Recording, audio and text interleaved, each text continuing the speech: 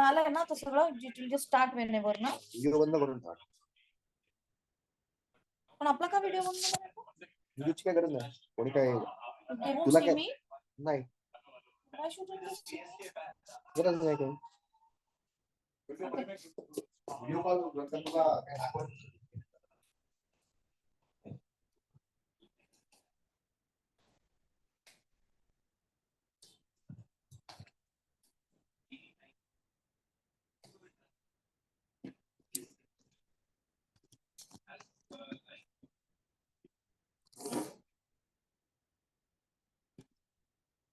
पण मला लोक दिसतील का? त्यांनी ठेवलं असेल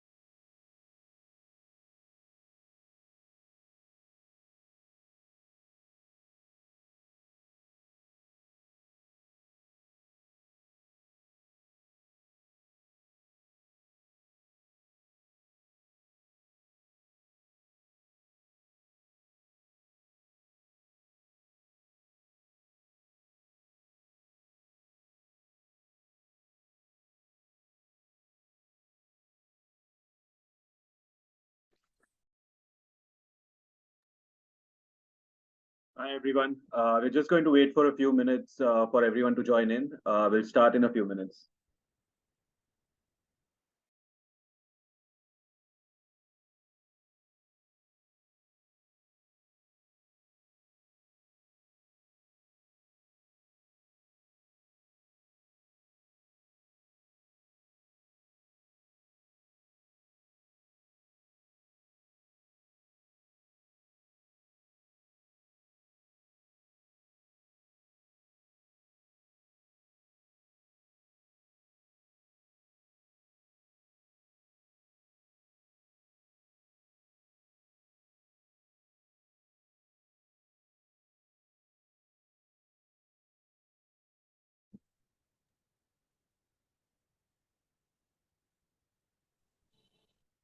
Hello. Hi, everyone.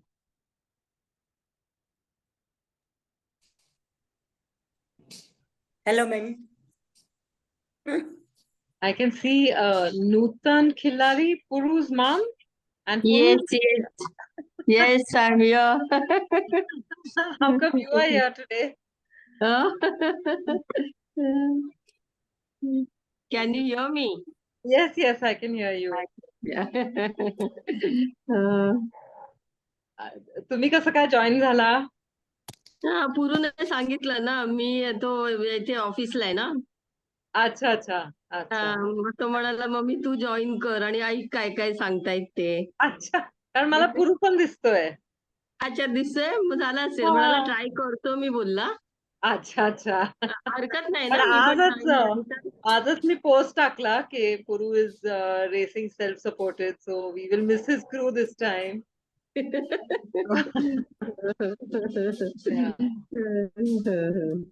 Are you coming to the finish? Yes, yes. अरे वा. Starting line also and finish line also. Oh, but not in the middle, anyway. No, no, no, not at all, not at all. Huh? For that purpose only I had joined the meeting, no, to listen what rules are there. Yeah, yeah. Hmm? We'll just wait for a few more people to join. Okay, okay. Yeah, we have 42 people signed in at the moment, but we have, I think, almost 90 racers plus their crew. So, Acha.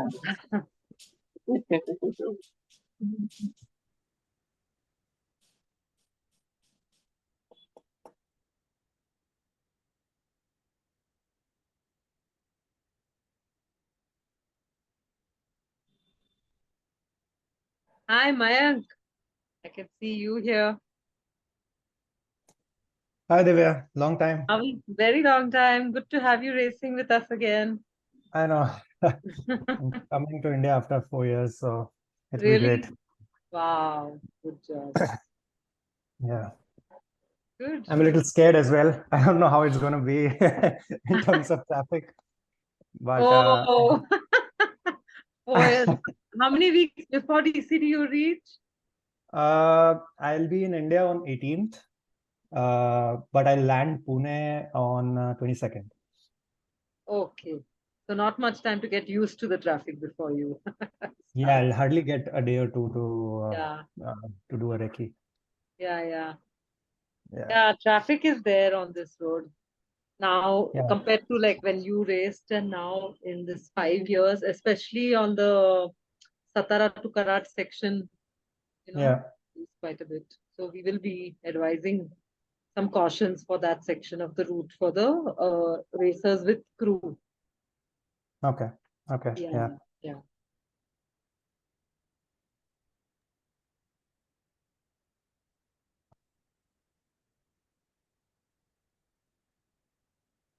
In fact, I'll be doing a race after Ultra Spice. I've never done a race. What? I thought didn't you race in the US or Canada? Yeah, I mean that was just a short 200-kilometer race. Wasn't like a ultra race. Oh, okay. I thought it was like a 24-hour or something. There is a 24-hour version as well, but I didn't have enough crew at that time. So Okay. and for a 200K race, you don't need a crew, so I just did Right. Okay. that. Yeah. Okay. Good fun. Yeah.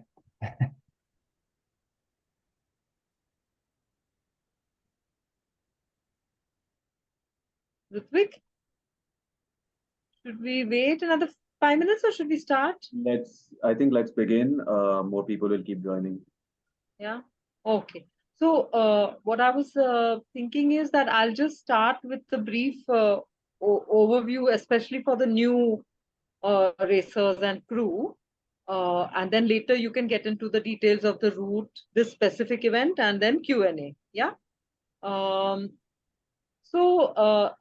I think a large number of the racers this time in both self-supported and in the RQ and relay race are new to Deccan Cliffhanger, new to ultra racing. So I'm just going to take you all briefly through what this, what kind of races these are, what is the format and stuff. We do expect you all to read all the rules entirely on your own. And if you have any questions, you should be asking them now about any clarifications for the rule. Of course, at the time of when you go through the registrations and inspections, we do have a mandatory briefing. You can keep your questions for that time also, or get in touch with us before that. And that briefing will be the final mandatory requirement that you have to meet before we start the race, because if there's any changes, any specifications, any cautions that we need to tell you, and some of the hardcore rules will be explained then. Do I have share screen? Yes, I do.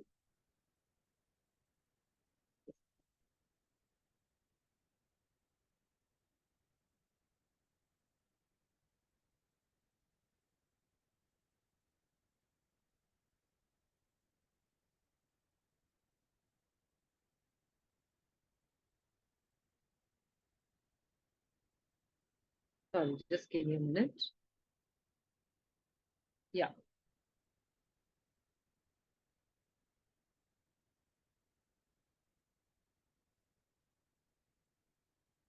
Yeah.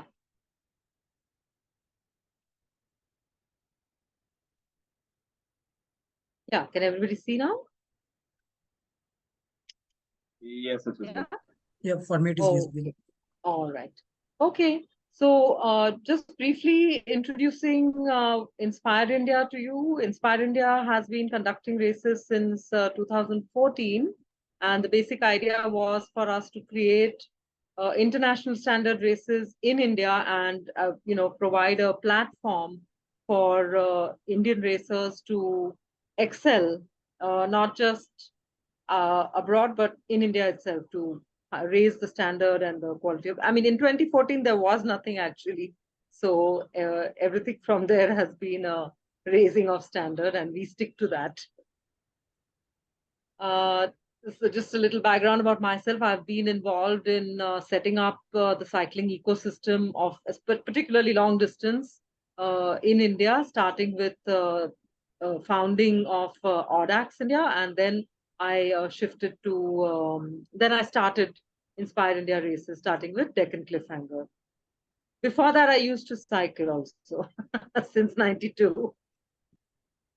And Rutvik, who most of you have been interacting with, has also been very much a part of the Inspire India team, starting as a volunteer when he was very young with Pune Randonneurs and then with Inspire India. And then now he's taken over Inspire India, managing it entirely.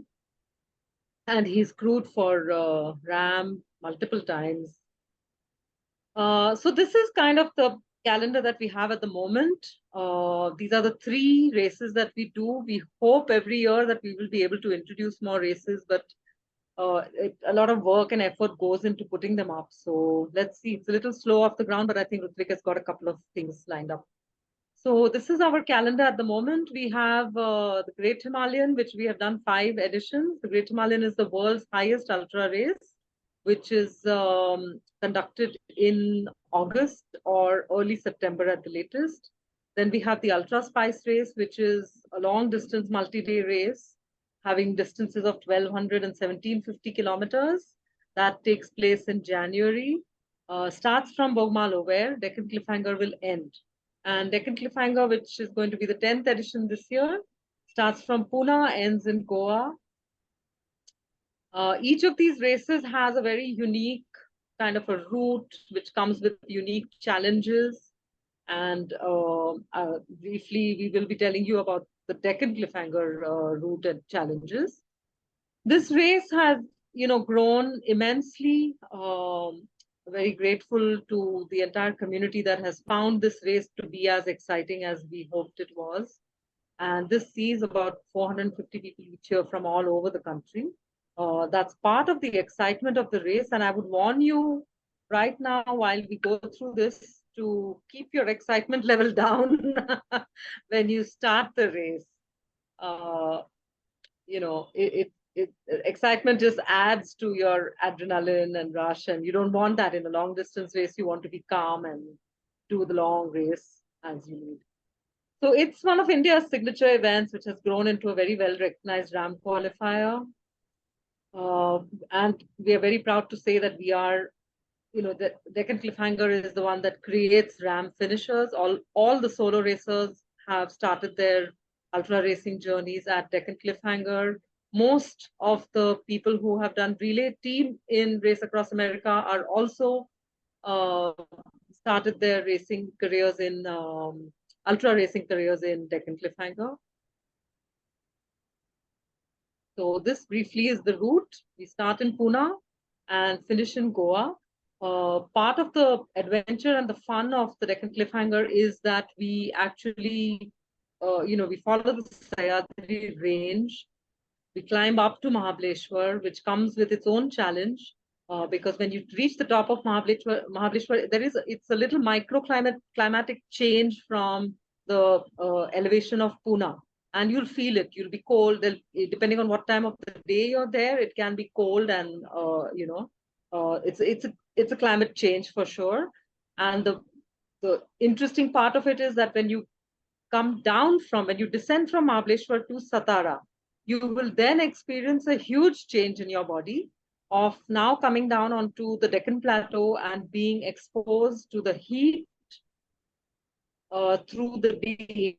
And make note of this because it takes a toll on your body for sure, having to deal with the change of climate from a cool climate in Mahabaleshwar to come down to Satara, and then the whole of the middle of the day and the afternoon you're exposed to the sun. So make sure you hydrate there. And to just caution you right now while we're on this topic, ensure that you don't burn yourself out on your way up to Mahabaleshwar, because that's just the start of the race. You have a long race ahead after that. So the racing doesn't actually start. Don't get egged on by your competitors, etc., and push yourself until much later in the race. And then from the Deccan Plateau, we continue past Belgaum to Hubli, which is rolling terrain, and then again continue on rolling terrain before starting the descent, which you can see over here, before starting this descent to the Konkan. And once you come down to the Konkan, it's again a completely different climate that you'll be exposed to, because this will be like, depending again on the time of the day, it will be either damp and cool, or it'll be hot and humid if you're coming in later in the day. So you just understand this, that the Deccan Cliffhanger route may look like 640 kilometers. How much can it do? But it does put a lot of rigor on your body. And one more thing that I have to tell you, route caution wise, is that this descent through, in this case, Amboli Ghat, is through forest. So in the night time, you will feel cold over there. So be warned that your body will be undergoing a lot of different changes throughout this one day. Coming back to the rest of the races, we have the Ultra Spice race. You can find all the details on our website. I won't focus too much on this. This is another fantastic race. Some of you all have done it with us. Yeah, the registration will be reopening soon. So if you're interested, please sign up. And the Great Himalayan, which has, it has an out of the world kind of a route and setting. And it is a really tough race. This is another one that we enjoy putting up. Again, details of those are available on the website. And just to let everyone understand that, we know that events form a kind of a hub for the community to come together. It's when you have events such as these that you set goals for yourself, you train, you work towards becoming better at what you do. And we are very happy that we've developed an ecosystem and we have a strong ultra cycling community in this country through these races. Coming to the formats of these races. So the Deccan Cliffhanger, the crew supported part of the Deccan Cliffhanger is modeled exactly on Race Across America format. So solo and relay teams who are supported by crew. And since the last year, we've also introduced the self-supported format, which is bike packing style. There is absolutely no support of any kind. And that format this year is also a RAM qualifier, so it's going to be a non-stop race. These races are time trials, which means that once we clock you off from the race start, your timing, the clock doesn't stop until you cross the finish line. For no reason does the time, the clock stop and you get a break. It's a non-stop race. So this is time trial style.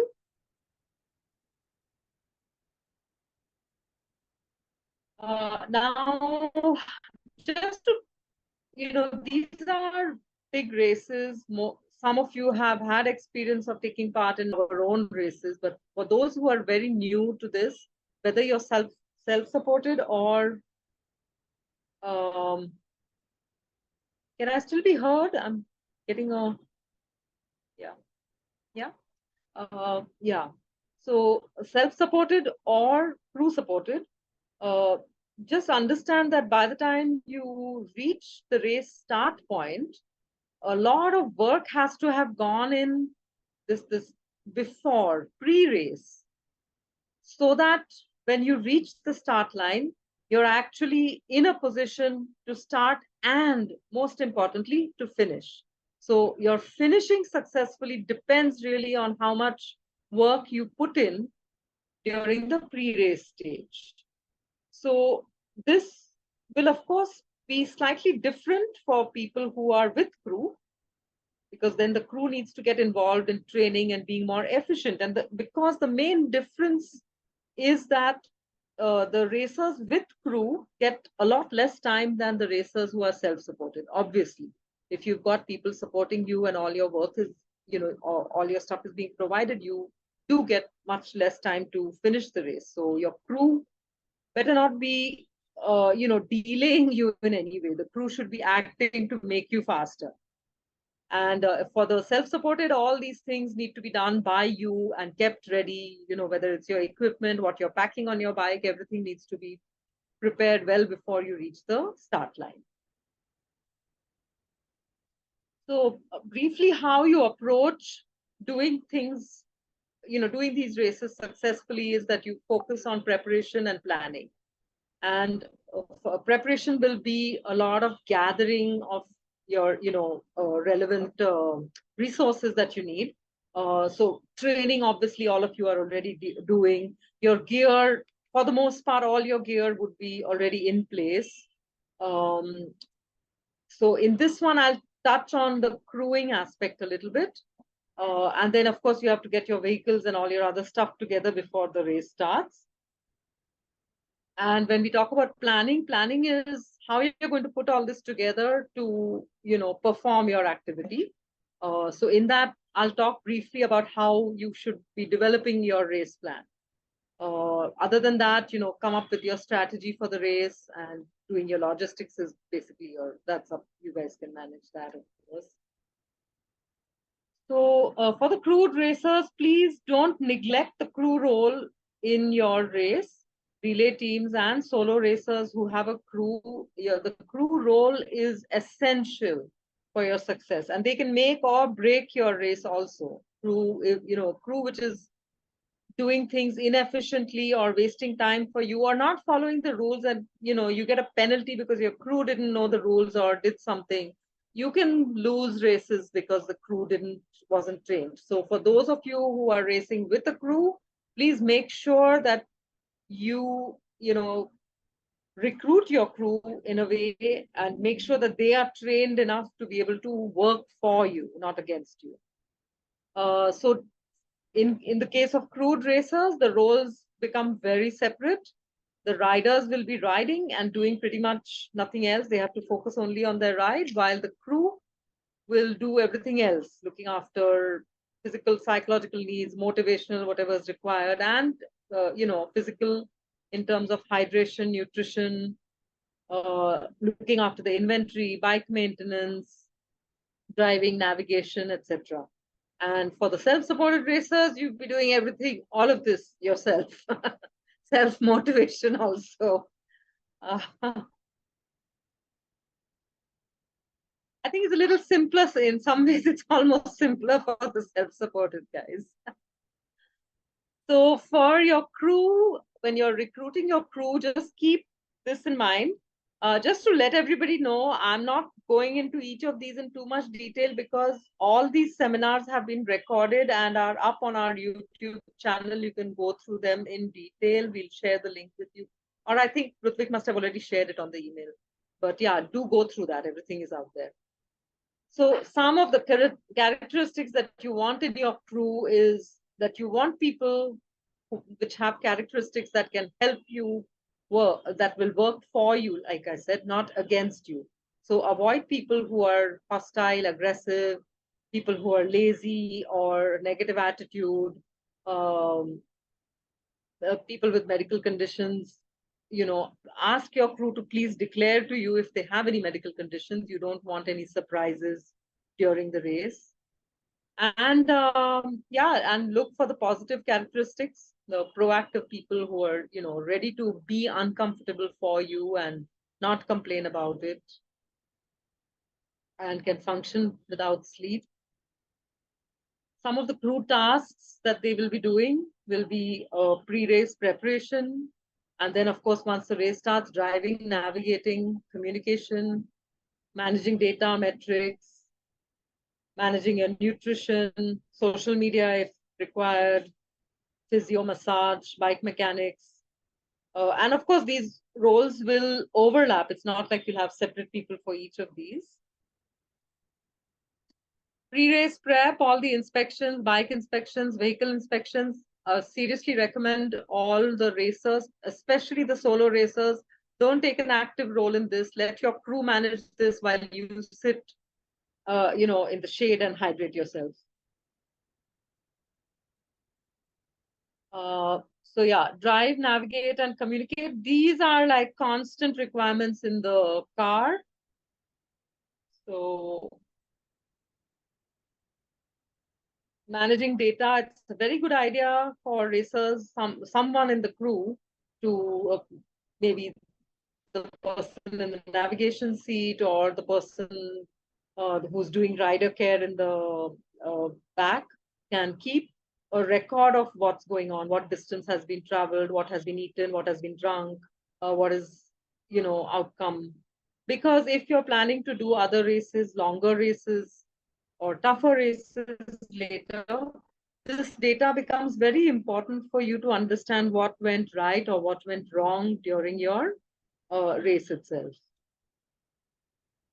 Bike mechanics and just managing all this stuff. That can include charging lights, charging phone batteries, etc. as well. Hydration, nutrition, all this we've talked about. Logistics and planning. I won't get into details. Please go ahead and watch the YouTube videos. Yeah, and it would be best for everyone to reach the finish line happy, still friends, and still looking forward to doing the next race together. It takes a racer who's also patient with his or her crew to be able to do that. And now we come a little bit to the planning part. How do you make a race plan? So race plan is how you're going to sort of, so basically creating a race plan is mostly maths. So just fundamental maths, nothing complicated, but just figuring out how much is the distance of the race, how much distance has been traveled, how much is left, how much time has been taken, your racing average, using the variables for terrain or climate, etc., rest time, off saddle time, doing all this and then coming up with a plan from Pune till Goa, every so many kilometers or every so many hours we will be at so many kilometers, right? So everyone should, start with this because this will guide you to know whether or not you're reaching the targets that you have set for yourselves, right? So just project this and structure your plan for each race. It can be different, and break your race into units that you have kind of come up with that work for you during your own training time, what you have observed about yourself. Like what's a good time, what's the time that you feel uncontrollably sleepy, then that's the time that you should maybe be taking a nap. Or if you're going to be going right through without any sleep, that's great. But then your crew should know also how to look out for you and your sleep. And remember one thing, that in this race, for the relay team, preferably you should have no off-saddle time. For solo racers, the off-saddle time is critical. And so optimize your off-saddle time. Make sure that whenever you are off the saddle is the time for solo racers. All of them, even for self-supported racers. Solo racers, off-saddle time is crucial. So when you're off the saddle, make sure that you utilize that time for getting rest, getting hydration, getting nutrition, and bathroom breaks. So shouldn't be doing anything else, basically. So I think for the team, I have a separate this thing. I can guide you to that on YouTube, but basically you can just figure out what your average speeds are going to be, and then use that to come up with, briefly this kind of a thing. Like, what is your target? What is your target A? Then you can have a target B, like I'm going to finish the race in 24 hours. And so then you figure out according to that, what is the time you should be reaching each of these control points. And then say, okay, 24 is not going to work for me, maybe 26 hours. Have a plan B can be 26 hours, etc. for all the racers. And then as you get more sophisticated in this thing, you can make a far more detailed plan, which includes how you're going to hydrate and provide yourself with nutrition to meet the targets which you have set for yourself. So depending on how fast you plan to travel, you should be ensuring that you're providing yourself with that kind of nutrition to be able to perform that way as well, right? And then work into this, how the crew is going to manage to switch their roles, get their rest as well, stop for filling up fuel, stop for maybe picking up food. So think about all these things that are going to take place, and make sure that you have a plan in place from race start to race finish of how you're going to address all this. Yeah, so set yourself so long-term goals are like not just Deccan Cliffhanger, but what's your next race and what's your next race, what you want to be doing 3 years from now, maybe. Then set up tiered goals for this event. So for Deccan Cliffhanger, what's your primary goal? What's your secondary goal? And design your race plan based on that. And make sure that you're communicating this goal with your crew. Yeah. And if you don't meet your plan A, jump to plan B. Don't just like say, okay, no, I'm not meeting plan A, so now I'm going to just give up. Like there's no point. So have plan A, B, C. And the last thing can be something which you do discuss with your crew, is that whatever happens, I may be sick, I may have a mechanical issue, and I don't meet my target of finishing Deccan Cliffhanger in 26 hours or 28 hours or whatever, or I don't even, I lose the possibility of finishing it within RQ timing, but I'm going to finish the race in any case. So this is something you should talk with your crew and be very clear with your crew that it's essential for you as racers that you finish this distance. And the reason for this would be that we've had racers give up Deccan Cliffhanger like 40 kilometers. One guy actually quit hardly 40 or 50 kilometers from the finish line. And no, not just one. I've had more than one. And it's unfathomable to me why you would quit. There was no reason to do that. And there's always a certain sense of pride and accomplishment in just finishing, and be certain about it that the Inspire India team, we value everybody who, like, we value everyone who comes to attempt it also, and we understand that we're putting up something tough. But in that, for those who even struggle through to finish Deccan Cliffhanger like super late, we're there to cheer for you. We're there to, honor you for having stuck out that thing. We've had crew members coming in the next day also.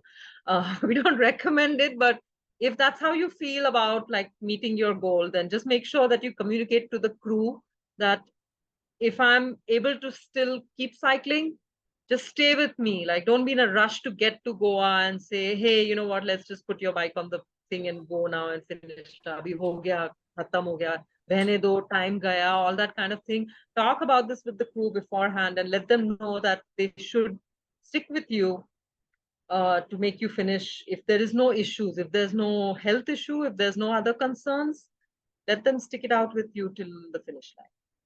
Yeah. Some of the challenges that you will face, the most important one is sleep management, because that is also the one which can make everything very unsafe for everybody involved. You can have crew falling asleep at the steering wheel, and we have had crew who has driven into their own racers. We've had racers dozing. So sleep management is one of the biggest challenges, and make sure that you really take care of this. Don't, I've heard people say, yeah, I can go, many college maybe projects kiya and I can manage without sleep and all that. I know what happens on this race. You can't manage without sleep. So just make sure that you rotate sleep within your crew. Racers don't have, the solo racers will not have that this thing, but the crew has to be awake enough to see what's happening with the racer and to make sure that they either keep the racer awake or put the racer for a nap before continuing. Avoid conflicts. It takes up too much energy within the crew. Things will go wrong. Like, for sure, things will go wrong. People will forget things. There will be human error, but avoid getting into conflicts or aggressive behavior with each other. Just like go with the solve the thing situation and move, just keep working as you need to. You will all be operating outside the comfort zone. You will be uncomfortable in a car, traveling, not able to, stretch your legs, go to the bathroom, eat, do whatever you want to. So be prepared for that. Remain motivated, everyone, crew and racers, and keep making objective decisions even when you're tired. That's important. Yeah.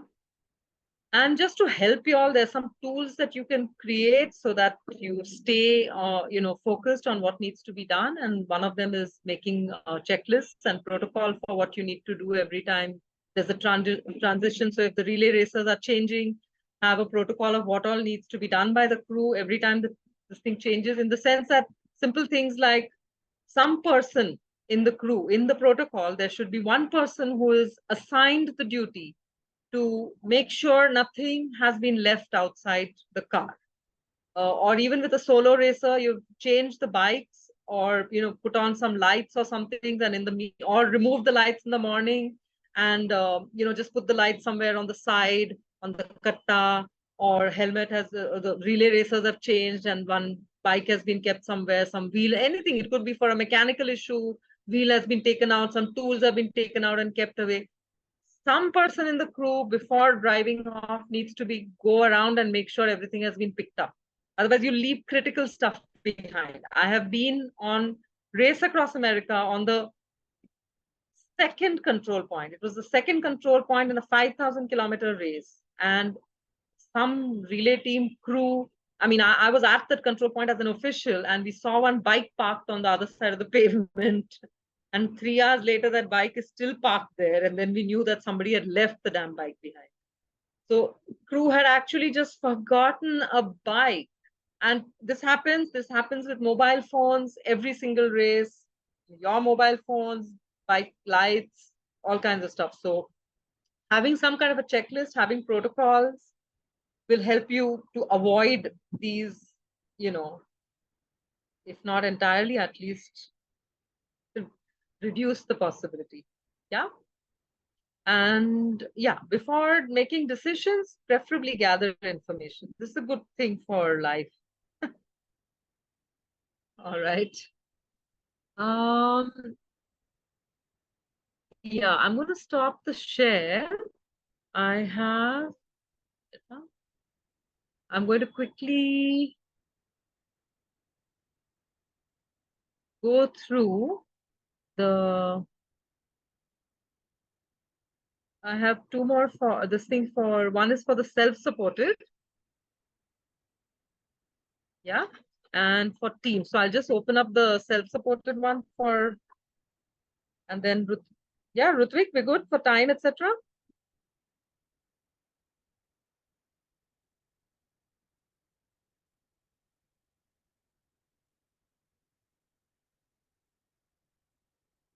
Okay. So for the self-supported racers, most of what I discussed in the previous this thing would apply to y'all, except that it's not the crew doing it. It'll be you guys. So say, for example, when I talked about the crew making sure that they look around to pick up bike gear or lights or tools that are left behind, I know that in a self-supported situation, you're the one who's going to be doing that for yourself. So all that stuff applies to you as well, making the race plan and all of that. One second. Okay, if I'm not able to.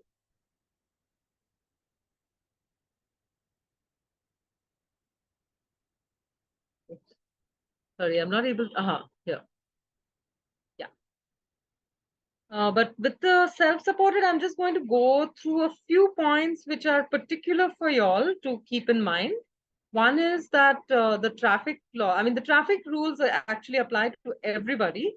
But in the case of self-supported, the reason why I'm bringing this up here is that just because it's a bicycle doesn't mean that you don't pay attention to the traffic rules, because traffic rules in India are not specified for bicycles as they are in other parts of the world, but they still apply to you. And we want to see you following those rules, on which side of the road you drive, giving hand signals, ensuring that you don't just stop in the middle of the road, because unlike crew supported, where there is a vehicle to look after you in addition to your own this thing, in self-supported, it's you on your own. So for your own safety, and this is something that we will also act upon with you, in the sense that if we see that you are riding in a way which is not safe and you're not following the law of the land, for example, whether it's traffic signals, you just blow through them because you think, okay, I'm on a cycle and it doesn't apply to me, so I blow through it. From our point of view, that's very, very dangerous. So we will issue penalties for any traffic violations also. Drafting, as we've mentioned, you can draft each other within age and gender categories, no issues. The only thing that we do have to tell you is that if somebody starts to draft you that is your competitor and you don't want, I mean, so if you're a group of people, 2 or 3 of you who are buddies and you're riding together and you're used to each other and you want to draft each other or ride in a peloton, if you're a club coming, no issues. If your competitor chooses to draft you and you don't want that, you may tell that person that he or she should not be drafting you, and your requirement, you can explicitly say it, and that has to be respected.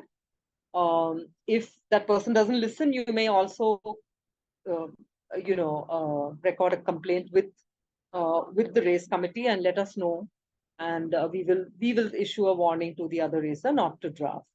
Okay, because this is a race, so if you don't want somebody taking advantage of drafting it's within your rights to tell us that that person may not do so. Self-sufficiency, all of you are expected to be fully self-sufficient. There'll be no support vehicles of any kind permitted during the race. Absolutely none. So we should not see you interacting with any kind of support vehicle of any kind. This could, immediate disqualification is how we will deal with it. You can help each other, no issues. You can take help from places on the roadside, no issues. Food, hydration, all of that also, no, you can access whatever you can find on the route.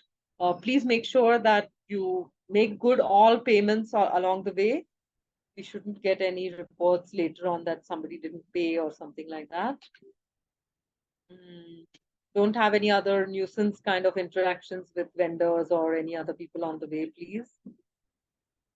Racers may not have any friends and family come on the route to cheer or in any other way assist them. With prior intimation to race officials, they may be permitted to cheer at manned control points only, not at unmanned control points. Yeah. But no support food, drink, etc. Mechanical assistance can be availed from local shops. Drop bags, as we have already told you, that not two. Sorry, this is, I think, outdated. You won't be having two drop bags. You'll have only one drop bag location. And that details will be given to you. And please make sure that you pack up your drop bags before you leave the room, because we will not be held accountable if something is not there in the drop bag later on because you forgot it. This I've already mentioned, I think, about the vendors. Yeah, don't get into any, just be respectful with all our resources and vendors along the way. And absolutely no littering. Littering is a rule which I mentioned in the rule book for everybody, particularly at Bogmalo. And just for everybody to know this, we have given, especially the crude racers who come there with support vehicles full of garbage. You have to take that to your rooms or your hotels and dispose of it properly. We have given 1 hour penalties on multiple occasions for littering at Bogmalo. And we have given this after announcing results also. So next morning also we found garbage from our racers and we have given penalties. So absolutely no littering along the route or at Bogmalo. So yeah, self-supported racers are responsible entirely for their own safety. And so we expect you to take care of your safety in that way. All your decisions about whether to rest or whether to quit or whether to continue, etc., is entirely yours. You really have to be looking after your own safety with full cognizance towards it. Safety rules are strictly to be adhered to, lights, reflectors, everything. Riding on the left side of the road, not obstructing traffic, not getting traffic to get mad at you for any reason. Give hand signals. You must only stop after pulling off on the road on the left. Don't stop in the middle and then get down to this thing. And if we feel a racer is riding in a way which is unsafe and is just not cognitive of how they need to behave to remain safe on the road, we can take action on that. I think some of these rules are slightly, I'm not going to go into them. Yeah. Okay.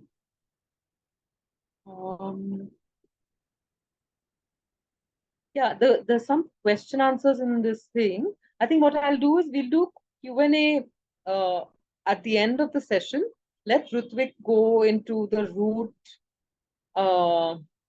details for DC and then explain to you about the control points, etc. And then we can, yeah. Awesome. Let me just quickly share my screen. Yeah.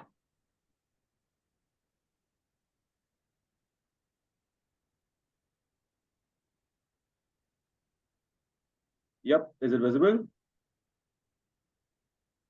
Yeah. Okay. So I'm just going to quickly show where to access all the resources, including the presentations that were used right now and the videos. So just on the homepage of Inspire India website, there's a section for resources. And here you'll find links to download all of these presentations, as well as have a look at all of the video recorded seminars. So these are all the recorded seminars available for you to go through and listen to each of these in detail. So apart from this, the current seminar will be uploaded on YouTube later tonight or tomorrow morning, and I will be sharing links for that on email so that you can share it with the crew members who were not here today to attend the meeting. And you can always get back to us on email if you have any questions, queries, or if you want to discuss something in detail. Just send us an email and we should be able to sit with you to discuss in detail.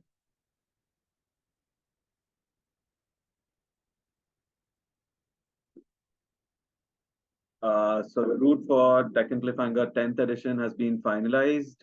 It is a fairly straightforward route. Not a lot of navigation involved in this year's edition. So, very less chance for navigational errors. So, yeah. We start the race at Keshav Bagh, which is located on DP Road in Pune. It is in the heart of Pune city. Self-supported racers will start at 4 a.m. and all the crew-supported racers will consequently start at 6 a.m. The self-supported racers will be flagged off in a mass start, which means that all racers will be flagged off together. And the crew-supported racers will be flagged off in a time trial style flag off, which means that there's going to be a gap of a minute or a couple minutes between each racer that is being flagged off. The flag off for crew-supported races will be as per the flag off sequence published online. So the route starts off at Keshav Bagh. You take a Siahat Road, which is a short 5-kilometer section to go out of Pune city and join NH48, which is Mumbai-Bangalore highway.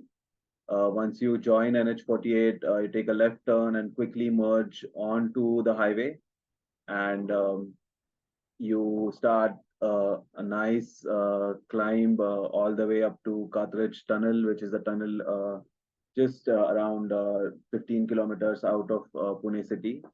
And you'll continue on NH48 all the way until Khandara, where you'll begin climbing Khambatki Ghat.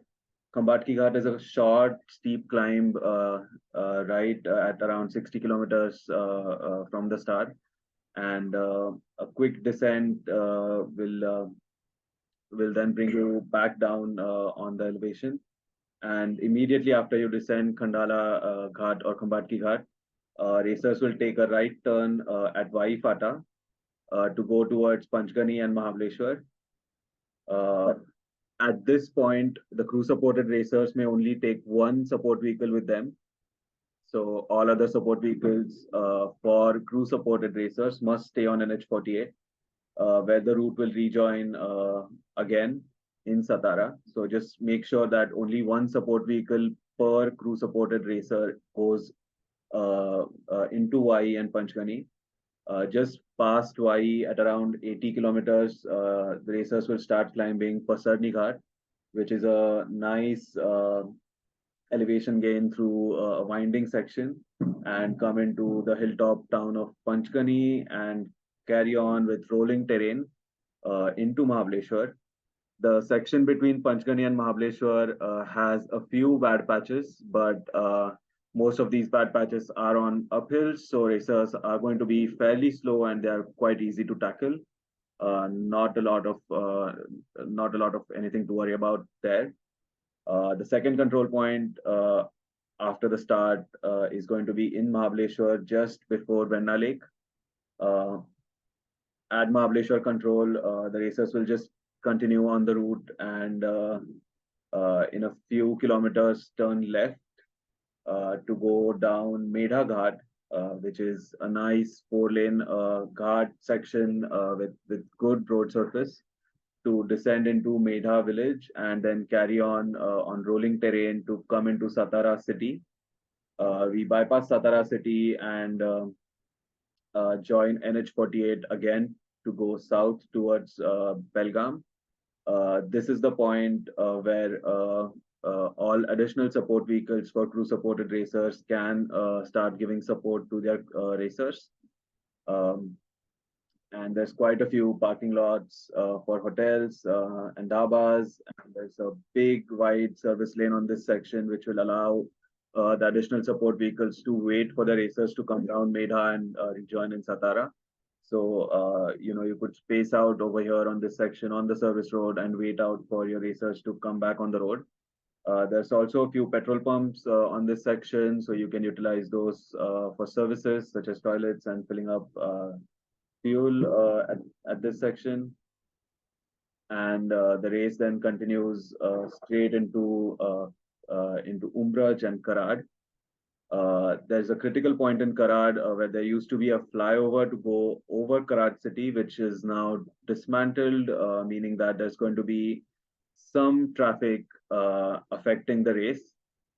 As soon as racers cross the Koyna River Bridge, racers are going to be hit with city traffic. Navigation is not involved. The route is pretty straightforward. You just keep continuing on to NH48. But racers will have to tackle with city traffic. Most racers will be here in the morning, in the afternoon hours.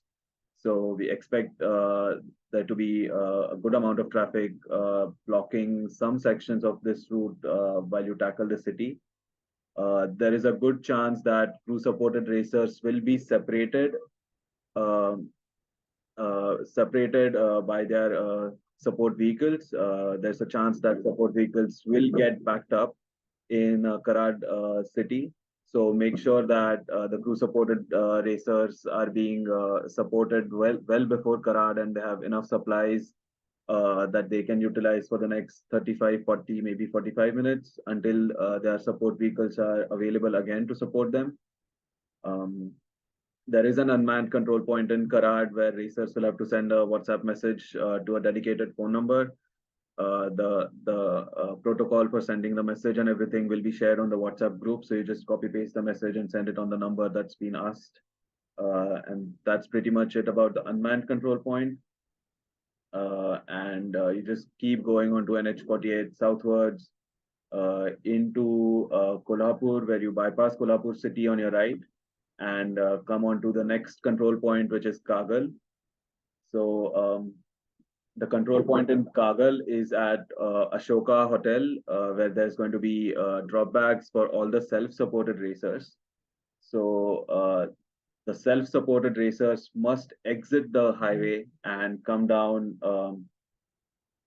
onto the service road and access their drop bags at Ashoka Hotel.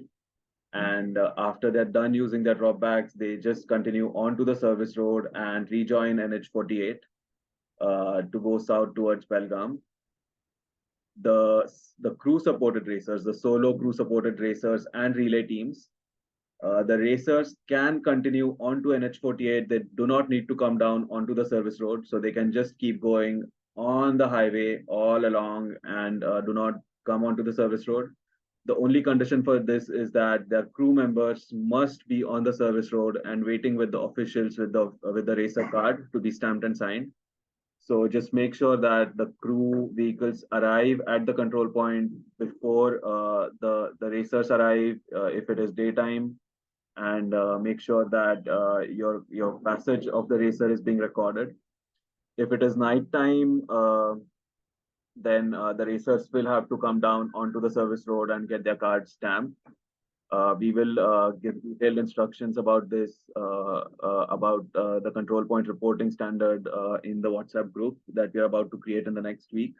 So just make sure that you understand what needs to be done at this control point. After you join the highway again, you keep basically going south on the highway, bypass Nipani and bypass Belgaum city to go further south of Belgaum city around 20 kilometers, where the U-turn control is located.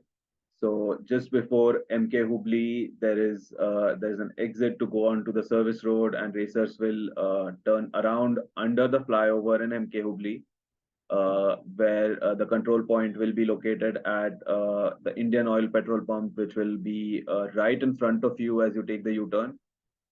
Again, this will be a manned control point, and there's going to be officials at this control point to mark your passage. After turning around at MK Hubli, you go back north on NH48 towards Belgaum and enter Belgaum through the south entry of the city. And there's minimal navigation in Belgaum city. You take just 2 left turns and a right turn to get onto the next control point in Belgaum, which is at Infinity Studios. If you look at the route closely over here, we are doing a loop around a section of the road here.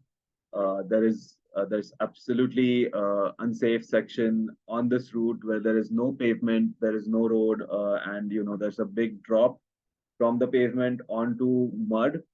So there is absolutely no possibility of racers going through this section of the road, and everyone will have to loop around to rejoin the route. And the control point at Belgaum, as I said, is at Infinity Studios, and it's a bicycle store that is going to be open through the night and will be hosting the control point there. At Infinity Studios, racers can avail basic services for their bikes, including repairs of punctures, lubing your bikes, and stuff like that. Just make sure that if you require any parts such as tires, tubes, anything else that you require, or if you require any major service that needs to be done to your bike, you will have to call them ahead in time and let them know of what your requirement is, and discuss with the bike store owner to see if the repairs can be made and the spares can be secured. Just let them know that you'll be coming, what you'll need, and they can guide you further on that. After going through the control here in Belgaum, racers will turn around and come back into Belgaum city. There's minimal traffic. Most racers will go through here in the late night and early morning hours, where the streets of Belgaum are quite peaceful, calm, not a lot of traffic to tackle here. And in the main chowk in the city, you'll take a left turn to go towards Amboli. The section from Belgaum to Amboli has quite a lot of rolling terrain, small climbs followed by small descents, and the road condition is quite okay on this section. There were a few potholes, but there's repair crews on the road right now fixing the road. So we expect the road condition to be good by the time we go through there. So the route will then come into Amboli. Amboli is a small town, is a small village probably, that has quite a few services that are open through the night. So most racers will pass here early morning hours, where they can get small restaurants and dhabas open in the early morning hours. So you can keep that in mind. And just after going through Amboli village and crossing the checkpost at Amboli, the racers will then descend into Sawantwadi through Amboli Ghat. Now, the Ghat section from Amboli to Sawantwadi is not in the best condition right now. There are a few bad sections. There are potholes on the road. So racers are advised to be extremely careful while descending into Amboli Ghat and into Sawantwadi. Crew supported racers, the crew members are requested to maintain enough distance between their racers, because there's sharp turns. There are going to be potholes, there's going to be bad sections, so the racers might abruptly stop or slow down. So make sure that there's enough distance between the cars and the cyclists ahead of you. And in general, just be safe. Make sure that there's plenty of lighting available. You use most of your lights in this section. Just make sure that you're, observing the route, observing and looking out for bad road sections, and be safe in this section. And as you enter Sawantwadi, the road becomes better again. And the next control is located in Sawantwadi, just next to the lake. There is minimal navigation in Sawantwadi, just a few turns, and you'll be right on the road. Um, from Sawantwadi, you will then merge onto NH66, which is Bombay Goa Highway, and take a left turn to go south towards Goa. And once you are on the highway again, it is all great road surface, nice and wide roads, a lot of rolling terrain on this section, but overall the road condition is great. Not anything to worry about. There's going to be plenty of services on both sides of the roads for the crew members and racers to access. Fuel pumps, restaurants, all of that is going to be in abundance. And as you come south, there's a few cautions for racers. Once you start approaching Panjim, you may expect minimal traffic, but because the roads are so wide, it's not going to be anything that will hamper the progress of racers. Just one thing that racers need to keep in mind is that there's a new bridge that crosses the river, the Mandavi River, in Panjim, and the bridge is not open for two-wheelers. So bicyclists are not allowed to go onto the new bridge. So racers will have to exit the highway at around here at around 608-kilometer mark. There's a Hero Honda motorcycle showroom on the left, as well as there's a restaurant called Bottle Jack Bistro. The exact location of this exit, along with all the visual cues, including the motor show and everything, are there in the handbook. So just make sure that you're reading the instructions well. And once you exit the highway, there's going to be two old bridges that you go over the river. So you go over the river once on an old bridge. There's a small traffic circle, and just will take you onto the second river bridge. And as soon as you cross the second river bridge, you're back on the highway again. So this the new flyover comes on top of you and merges onto the highway, and you're back on the route.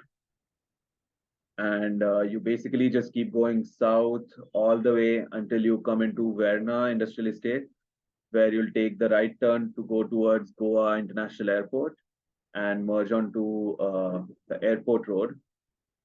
Again, a very nice smooth surface, wide roads, rolling terrain. There are a few nice descents on this section.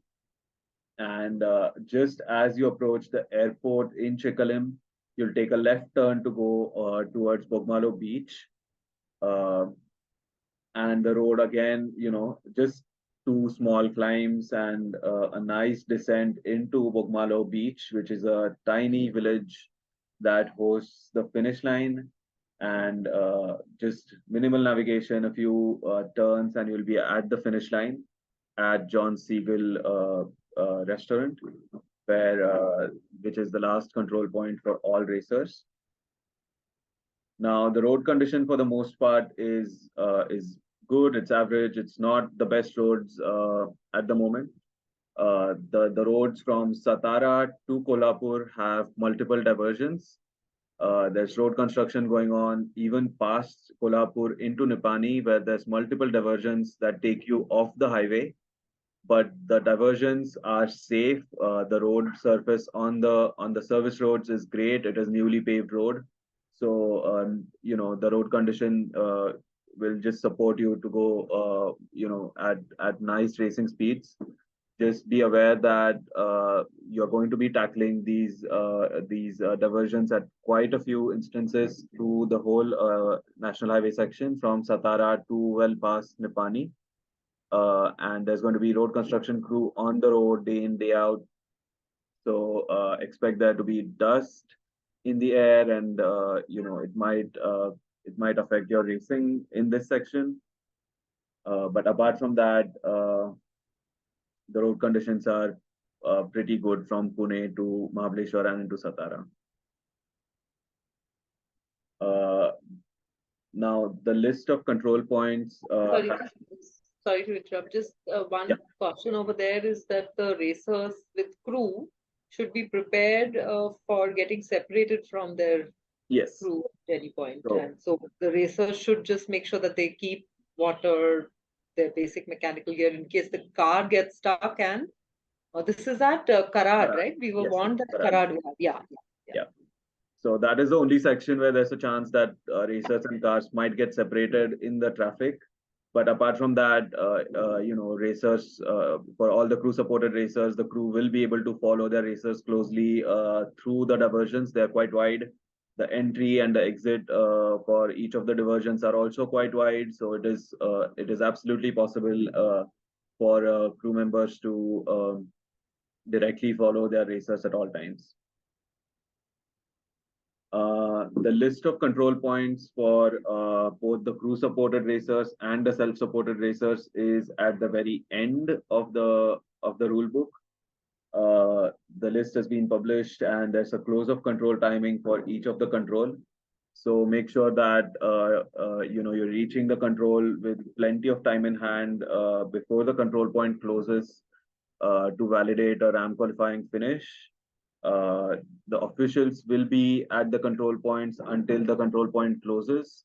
And if racers go past the control points after the control has closed, we will not be able to validate your results for a RAM qualification. But we still encourage all racers, even if you miss out a control because it was closed, just get in touch with us on the phone and just keep continuing on the route and try and finish the race, because we do acknowledge every person who's finished the race as an Inspire India finisher, even if they're outside the RAM qualification timings. So And just sorry, one more thing to mention here: this close of control. Just make sure that you understand that the close of control is the last moment till which we will wait over there. This is not the timing that you should use to reverse engineer your race plan. Your race plan has to be according to what time you want to reach the finish line, which is well within your cutoff. This is timings that this control point, given that there are racers who are flagging off at 4 o'clock and some who are flagging off at 7:30, we will exit from this control point at this point. So don't use this timing given here to monitor, to create your plan for or targets. Yeah.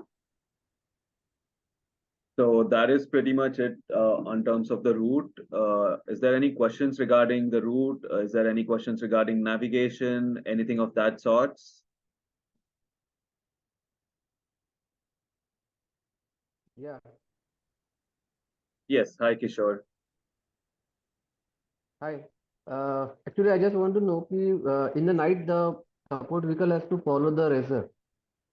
If any chance the support vehicle get puncture, do the racer has to also wait for the Yes. puncture to get repaired, or he can continue? No. So at night time, all the crew supported racers must have their support vehicles directly behind them. The racers may only continue on the route with the crew vehicle behind them, directly behind them and in the headlights of the vehicle. For any reason, if the crew vehicle has to stop, the racer will have to stop. Okay, so for any repair of the vehicle, racer will also have to stop. Yes, will have to stop mandatorily in night time. Okay. Uh, And for giving the refreshment in the night also, they have to hop on the payment and give the refreshment like that. Yes. So while they are going at the hop, so they can cross the racer No. for So giving the refreshment. Everybody stops, you Yeah. do what you want to do, and then get back on the road. Okay, so the support vehicle and the racer all will stop at one place. They will give the refreshment and then we continue Yes. in the night. Correct. Yeah. Okay. Okay. I'll just suggest for the question answers now, just use the reaction emoji to raise a hand, and we'll call out the names one by one. Those who are typing out their questions in the chat, we'll come to those also, but preferably just raise your hand and just ask the question directly to us so we can answer them here. Yeah. Hi, Suraj, do you want to start? Yeah, thanks, Divya. So my question is at the night time, right? Let's say there will be a descent definitely, right? And because of the potholes, sometimes it's difficult for a car to follow bike, right? Because cycle can actually ditch the potholes very decently compared to the car. Car has to actually go little bit slower, right? So in that case, is it okay to actually if rider actually moves ahead a little bit and car is still actually coming from behind? So it's a little it's a little tricky, especially going down Amboli Ghat, etc., where you will be quite fast and the crew vehicle has to keep up with you on the bends and keep you in the light. So a little bit we are able to this thing that in the sense that you take a turn and your car is still headlights up still facing in another direction before the headlights of the car turn towards you. But if you go off, you're 2-3 bends ahead, that's not okay. So in that case, if the car is going slower, this will be the same for every single racer in the race. That everybody's cars will go slower, right? So you have to slow down to make sure that your car is behind you. Don't go ahead, and that will apply to every single person. Okay, thanks, Deva. Kanchan?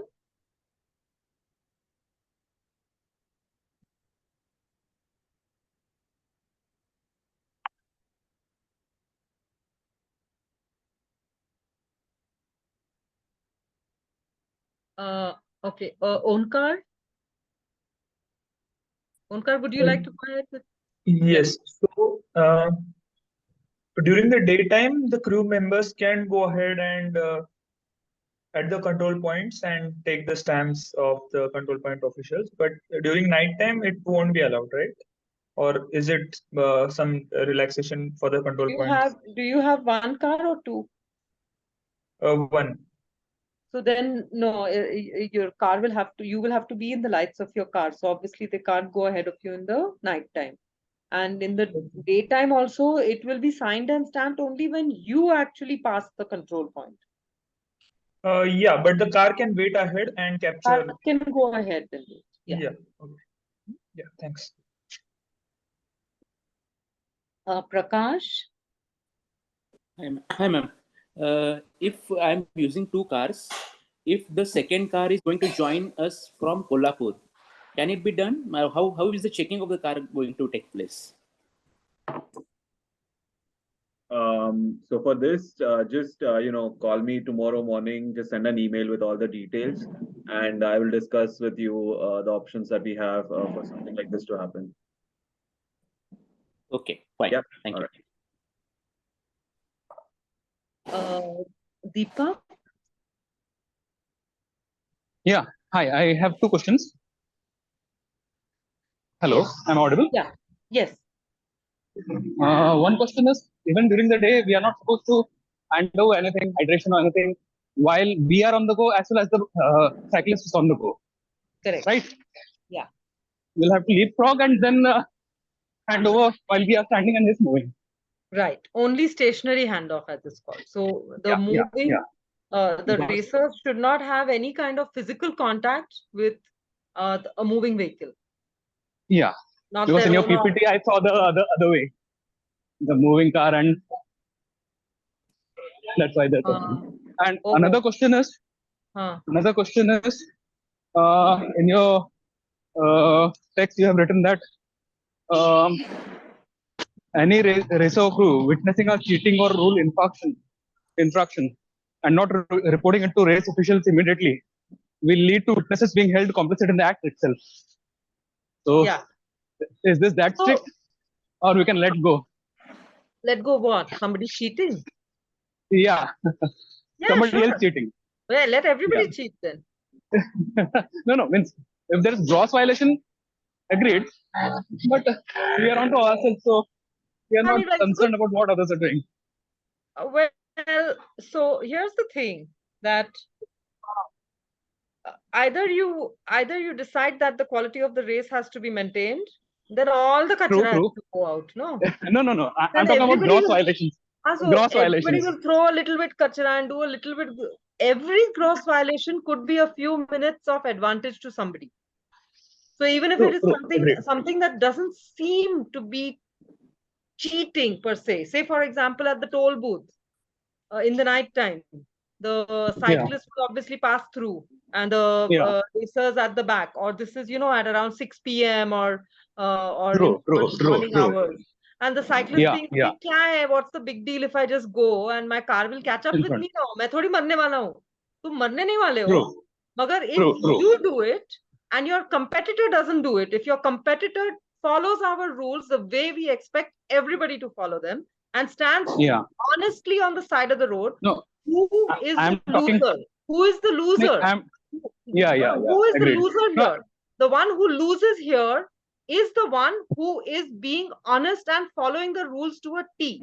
So the rule has to be exactly the same for every single person. Otherwise, you're being unfair to the people who follow the rules.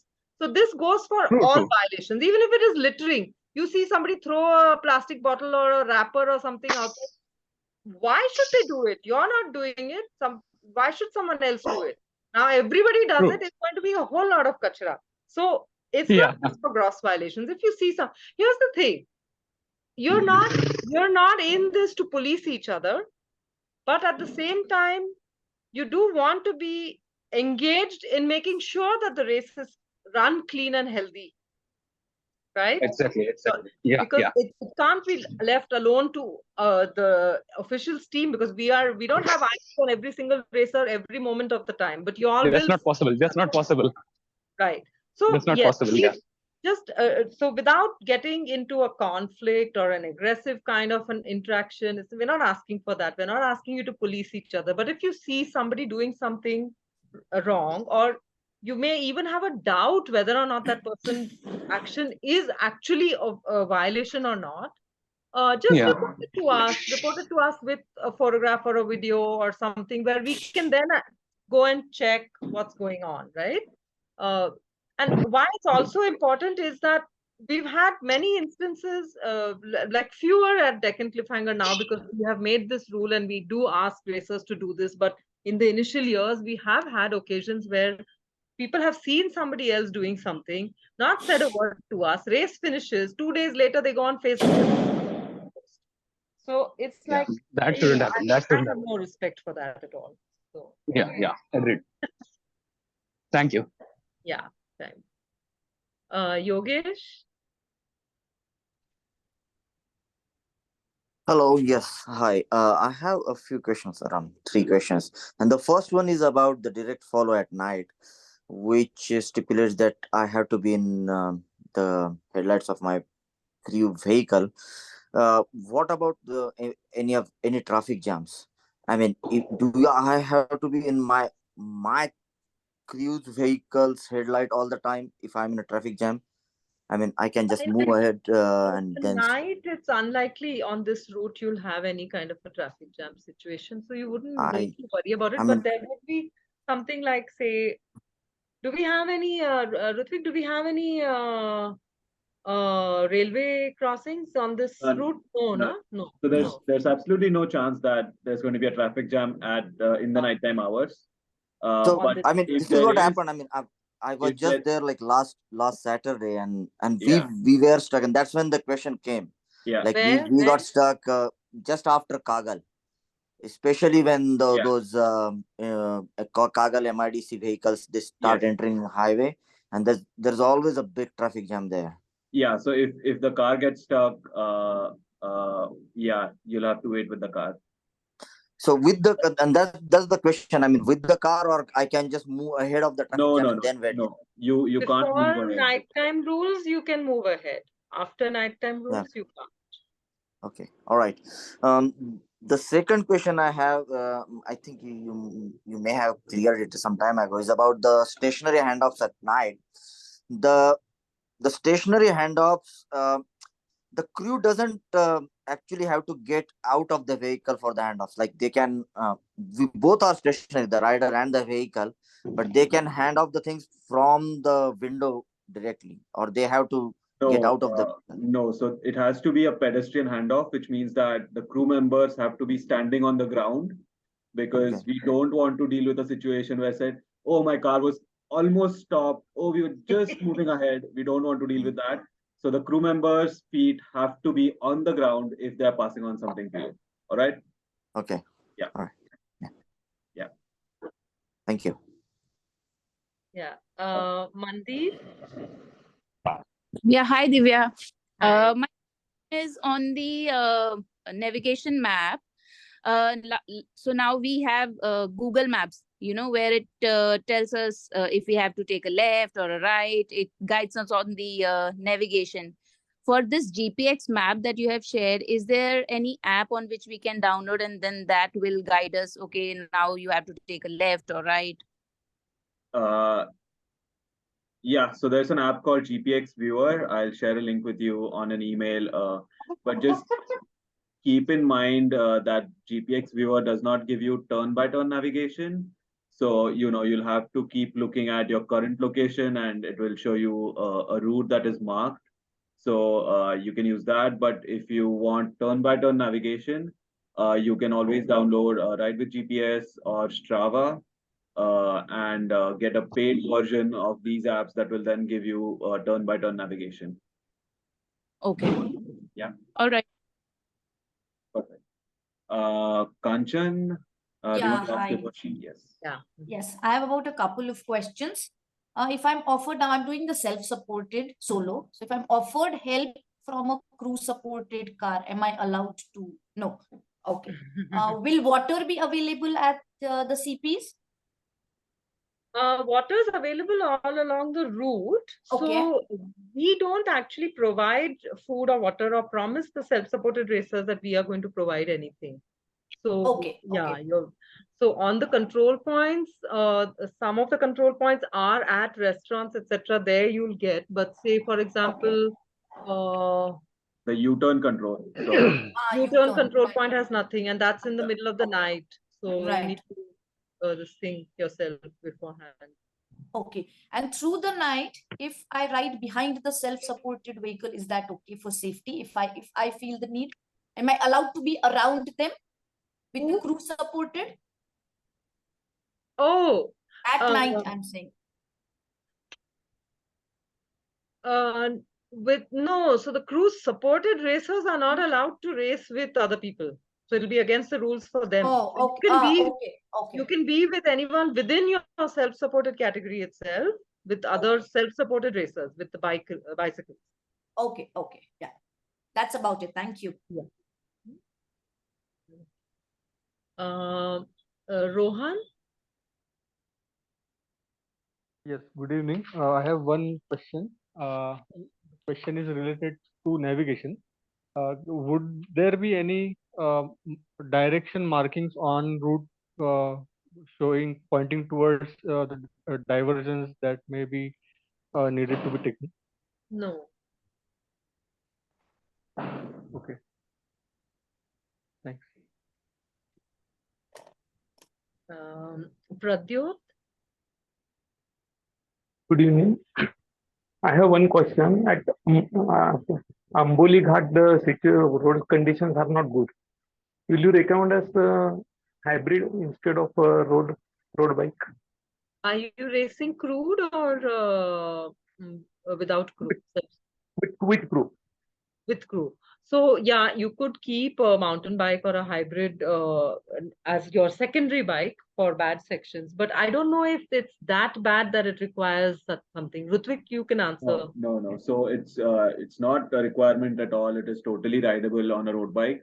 But if it makes you, if you think that riding on a hybrid bike is going to be more comfortable and easier for you, you could definitely choose to do that. Okay. Thank you. Venkat Narayan? Hello. My only question is whether this secondary car can also take the stamping on the CP, or only the primary car has to do it? Yeah, the secondary vehicle can go ahead of you. Yeah.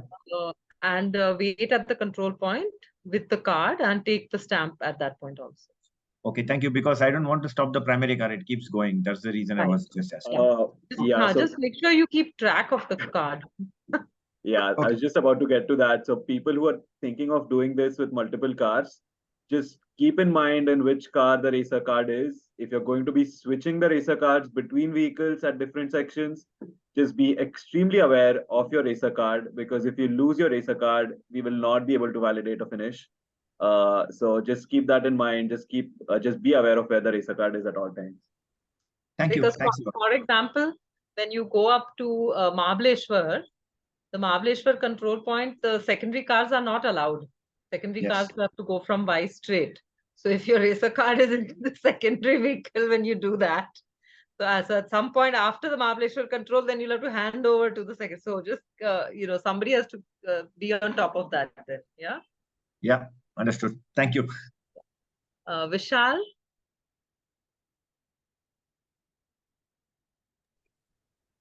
Thank you. Good evening, Divya ma'am. Good evening, Ritik.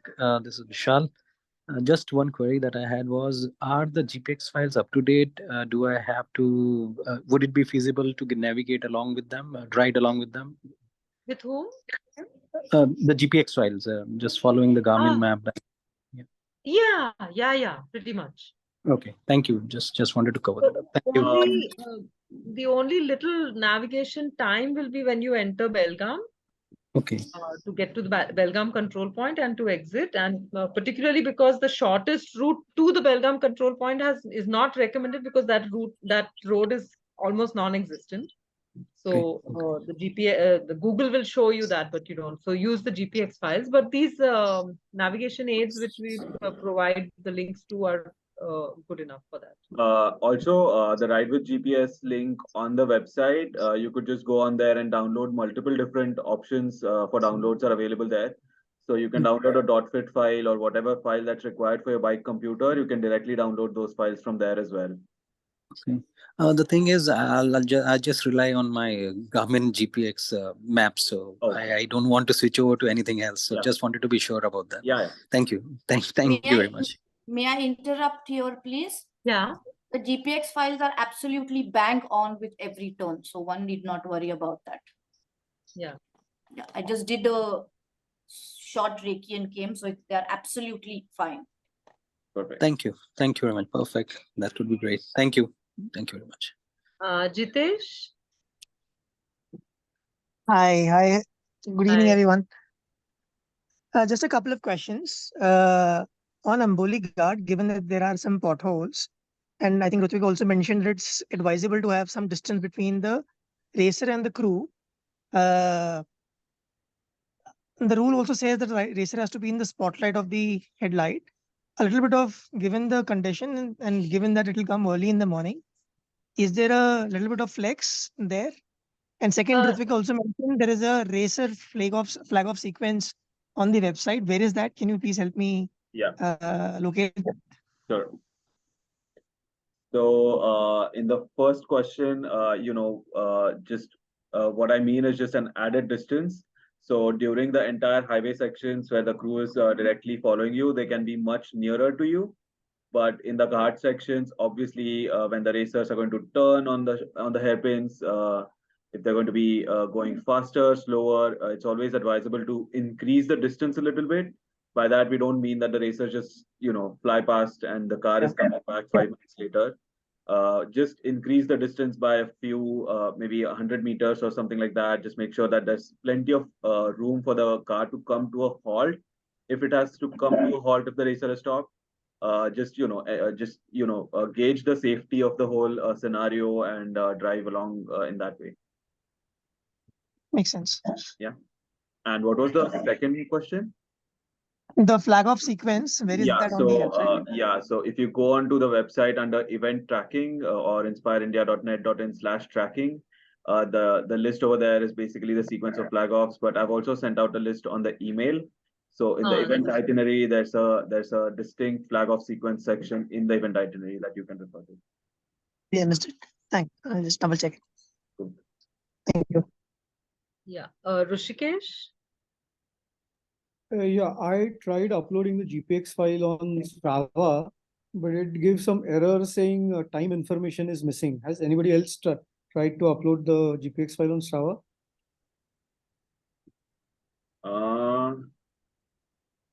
I have a paid version, so I tried uploading it.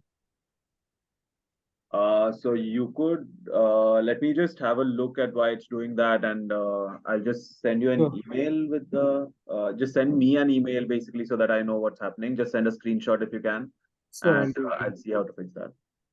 Yeah, and one more thing, during the day, is it compulsory to leapfrog, or you can follow the ladder if you want? Only thing if you're, because you're going to be riding at a cyclist speed, and the vehicle behind you will be at your speed. But if for any reason you're on a narrow section of the road and normal traffic is getting obstructed because of your vehicle going so slow, then your vehicle should go ahead and pull out somewhere off the road so that traffic can. So don't Right. obstruct traffic. Yeah, So you're understood. allowed to leapfrog. You don't have to. Okay, I understood. And you should use leapfrog as required. Like if they have to fill up fuel or something and they need to go Correct. ahead or pull back. I suggest to all the crew supported racers is that it's much better for the crew to hang back behind their racer and catch up with them rather than to jump ahead and then be waiting and wondering where the racer is. Sure, yeah, thanks. Okay, Virendra? Hey, hi Divya. My question is, if during the night time, if the primary crew car needs to refuel, can the secondary crew car be the primary one, and primary can stay back and refuel? Yeah. There's no problem for us if your cars are switching. As long as one car is there behind you during the night, your other car can go and have a nap, food, whatever. Also, no issues. And primary, Okay, but secondary, then we don't have a yeah, problem. yeah, the app that we need to download and that will keep a track of our GPS position. So that mobile needs to be in the primary car, or it can stay with the That car that is taking the break. that should remain with the vehicle that is following you. Okay. So when we are switching the primary car, we also switch the mobile that Yeah. is having the. Yeah, especially if it's going to be for a longish duration. If it's just a short few minutes here and there, it's okay. Don't worry about it. But Okay. So, and my second question is about the GPX file. So we did a recce of the route. So as Ritvik was saying, I think at 608 kilometers, the route is actually taking us to the new Panji flyover. I think that is something we need to keep in mind, that we need to take a old bridge. Right? Yes. So the problem over there is that even if we select the route, it's like the new road is up there, the old road is down there. So on the map, it just looks like the same line. But Yep. I've mentioned a note in the navigation grid that will definitely guide you as to how to take the old road. Okay. Yeah. Thanks. Yep. Vijay? Madam नमस्कार. Madam solo supported जे आहेत आणि काही unsupported आहेत, रात्री अपरात्री आपण अनसपोर्टेडच्या लोकांच्या अनुषंगाने जे rules सांगितले, नियम सांगितले, ते सांगितलं की त्यांचे घरवाले किंवा कोणी नातेवाईक किंवा मित्र कोणी त्यांना मदत करणार नाही मध्ये सीपी पॉइंटला करतील फार पडतं. आता जे सपोर्टेड व्हेकल आहेत कोणाच्या आमच्या बरोबरच्या सपोर्ट व्हेकल वाल्यांनी जर का रात्री अपरात्री एखाद्याला अनसपोर्टेड वाल्याला पाणी विचारलं, बाबा तुला पाणी हवं का, पाण्याची बाटली दिली, तर त्याच्यावर त्याला पेनल्टी लागू नये किंवा तेवढं तुम्ही ऍडजस्ट करायला हवं. असं आहे ना की ते एकमेकांबरोबर रेस करतात आहे, ते तुमच्या बरोबर रेस नाही करत आहे. तर तुम्हाला वाटतं आम्ही त्यांना मदत केली तर चालेल, पण ते बाकीचे जे आहेत एकमेकांबरोबर रेस करतात आहे.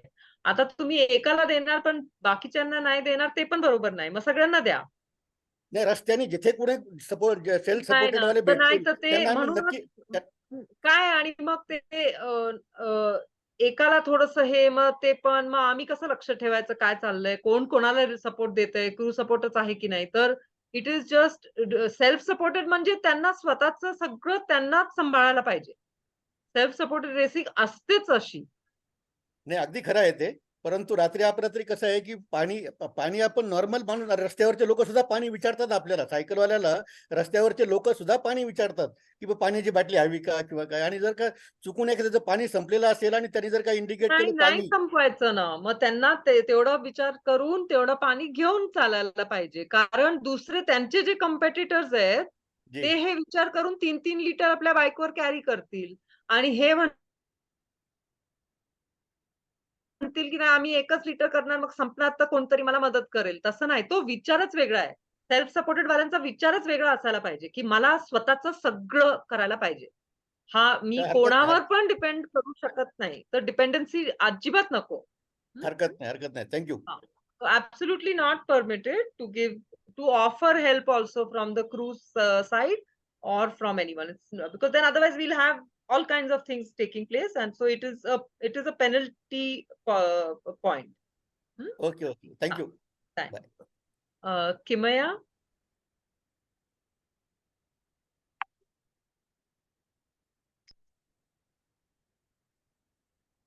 Hi, Kimaya. Are you there? Yeah, hi, can you hear me? Yes. Yeah. So my question is, if you have two support vehicles, is there any minimum distance, and assuming the second support vehicle is leapfrogging and ahead of the rider, is there any minimum distance that has to be maintained between the second support vehicle and the rider? Well, I mean, the rider should not be drafting the second. Yeah. Right. But is there any rules in terms of the minimum distance that has to be maintained? The secondary vehicle should not be in front of the rider, moving at the speed of the rider at any point and at any distance in which it is visible. Okay. Like if the rider is there, your support vehicle, even if it is the secondary vehicle, should not be guiding you in the front. Okay. All right. It can go leapfrog and stop somewhere, but Yeah. it can't be guiding you. So and like then minimum 100 meters ahead of the rider. Disaras nako. That means 500 meters ahead if it's a straight road. It should not be doing this. This sequence of vehicles is not permitted. Yeah, so the secondary. Where you have your secondary vehicle moving ahead, then there is you, and then there is your third vehicle. That formation is not permitted only. Your secondary vehicle can either be behind you, behind everybody, or it can go ahead and stop somewhere. Yeah, no, I agree with that, but especially when the secondary vehicle is passing ahead, right? During that period, if there is any overlap. So, let me just tell you about this. The secondary vehicle will have to drive at traffic speed. It cannot be any slower than the speed of the traffic. There is no minimum requirement, but it cannot be right in front of you. It just passes you in the other lane, goes way ahead, stops if it has to, but it cannot be at your speed. It has to be at traffic speed. Okay.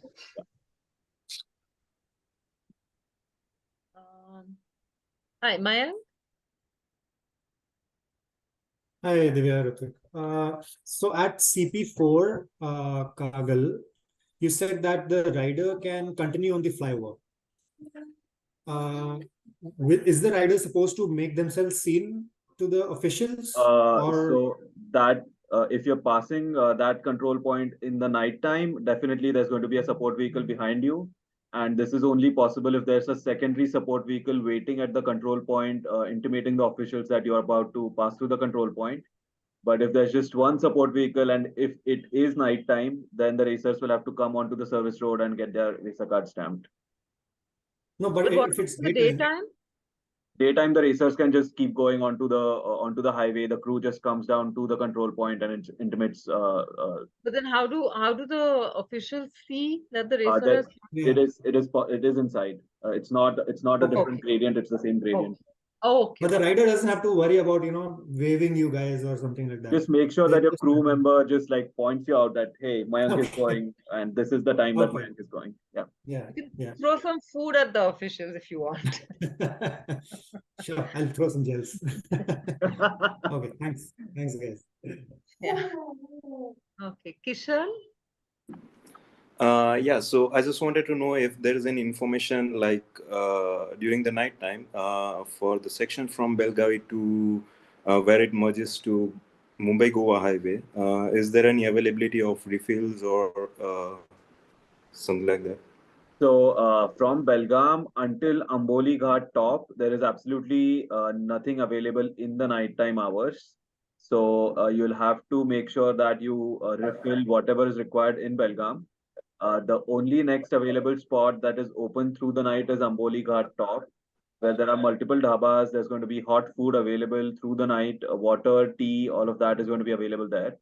So the section between Belgaum and Amboli top is what needs to be, thought about. What's the distance of that, Hrithik? Just a second.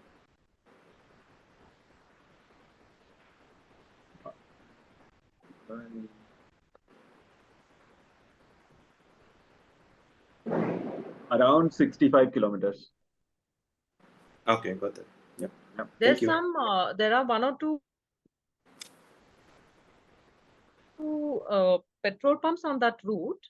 Are Yeah. they open in the night? Are they No, 24/7? no, they're not 24/7. So between Belgaum and Amboli top, everything shuts down in the night. So yeah. Okay. Okay. So yeah, Belgaum control will be the last one in the night where Yes. And we'll try and ensure that there's water available there for the self-supported guys, because in the night time there'll be Belgaum will also be shut actually. yes. Yeah, Kishore. Yeah, I just want to have one question. Like I am having with one crew vehicle. So is it possible that the crew vehicle leapfrog me if there is any diversion that they leapfrog me and stop there and show me the direction? Is it allowed like this, or they just have to be behind me only? In the daytime they In the can do day, in the that. daytime, in the daytime.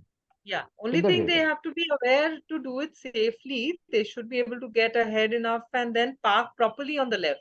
So like Yes, everybody yes.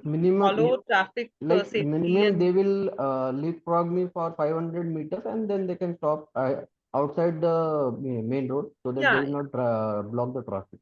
right. As long That as they can have give enough oh, space to pass through, no issue. Thank you. Hemal? Yeah, my question is, after Panjim, we go towards Vasco, right? Vasco Bridge. So there is a new construction bridge also over there. So are we going to a older bridge or because GPS was Yeah, on the way south from Panjim, at the moment, the new bridge is not open for traffic to go south. It is only open for heavy vehicles like buses and trucks. So by default, you'll have to be on the old road section, and that is the one that is marked on the route book as well. So it is a fairly straightforward road. There's absolutely no navigation on the old road either. But just continue on that is NH66. That's pretty much it. okay. So one more question over here. After this Kolhapur, there is a Ghat section, and there are actually two Ghat sections. One is, I guess, Tamani, or I don't know the exact name of that. And then there is another Ghat section, which is a gradual climb under the Yes. bridge. So actually, that is a very small single lane road, Yes. and there are chances and there are traffic jams in night section right now at that section. Yeah. So a traffic jams are in that way that there is a totally stop still situation at the elevation area, the climbing area. So at that moment, should we stop behind the trucks wherever we are stopped, or because the crew vehicle is following? Yes. So, even if it is a uphill, downhill, flat, forest, whatever, if the car has to stop in the night, the racer has to stop. If there is traffic, if there is rain, if there's wind or whatever, if the car is stopped, the racer stops. As to the ghat section that you're talking about, it's Tawandi Ghat. They've just about opened another lane to go uphill. So now it is 2 lanes to go uphill. So yeah, should be all right by the time we go through. Okay, and one more question over there. I had been in Belgaum, and there is in within the city we have first 505 point on 506. I guess there is a cross turn, right?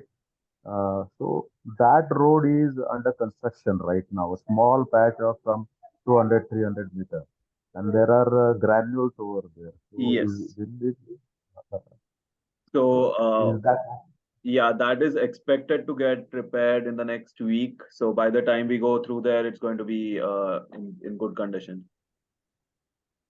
okay? We may get, if we'll try to get an update from our control point partner in Belgaum, Deccan, who runs the bike shop before the race. So pre-race briefings, if any other route information we have, we will share during that. Okay, and there is one more question. It's similar to the Prakash.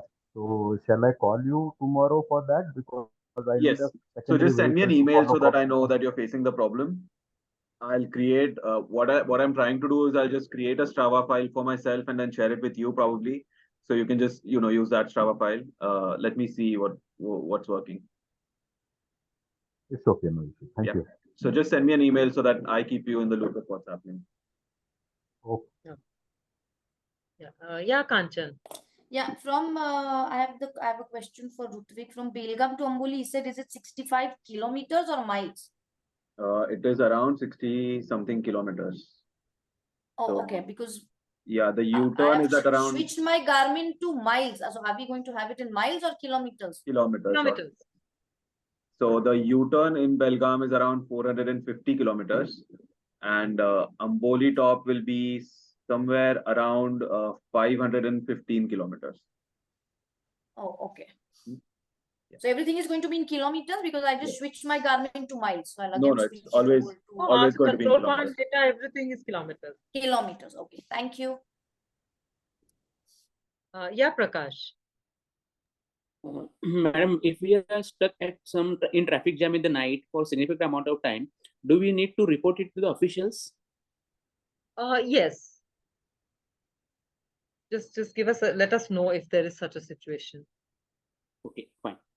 Any kind of this thing that you come across, like sometimes we've had some situations where Khambatki Ghat had some issue or any kind of issue that you have, just get in touch with the officials immediately and inform us of anything. Okay, thank you. Yeah, Kanchan? No, I already asked my question. Okay. Thank you. Yeah. Okay. And there's a couple of questions that have been asked by Ashish Deo on this thing. One question I can see here is, can friends or family join at the closing event for the self-supported race? Yes, for sure. Just make sure that, so we have the tickets for attending the function at the finish line. So you can just let Rutvik know.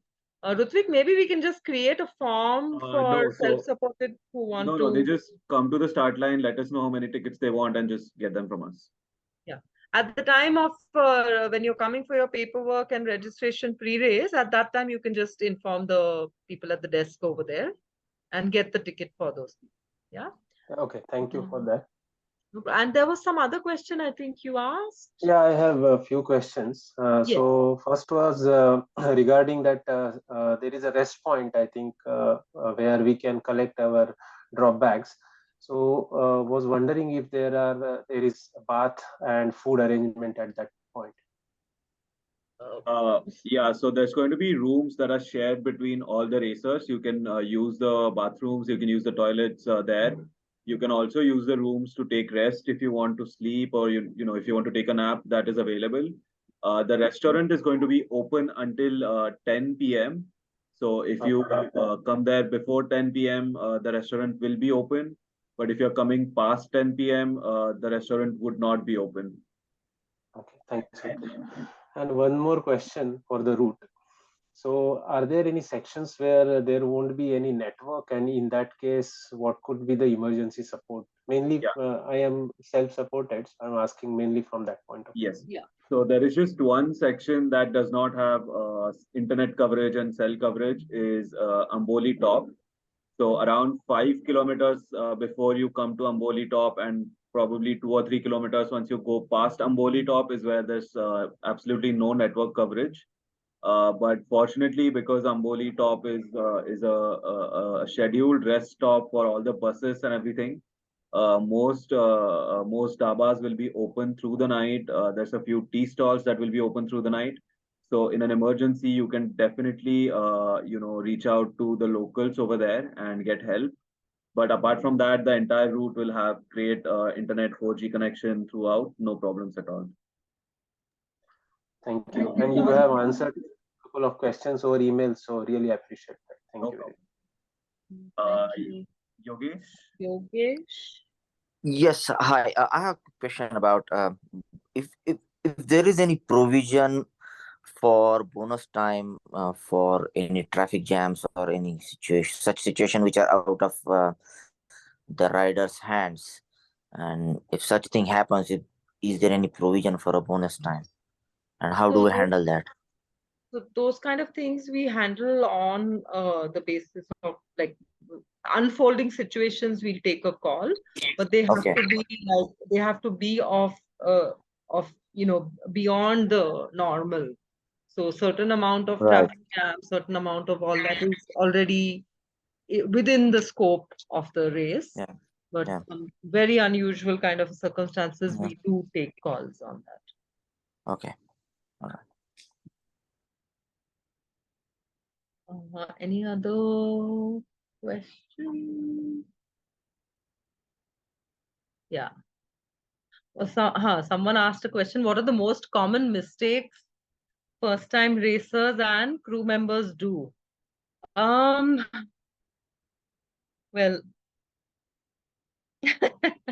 that's a big question.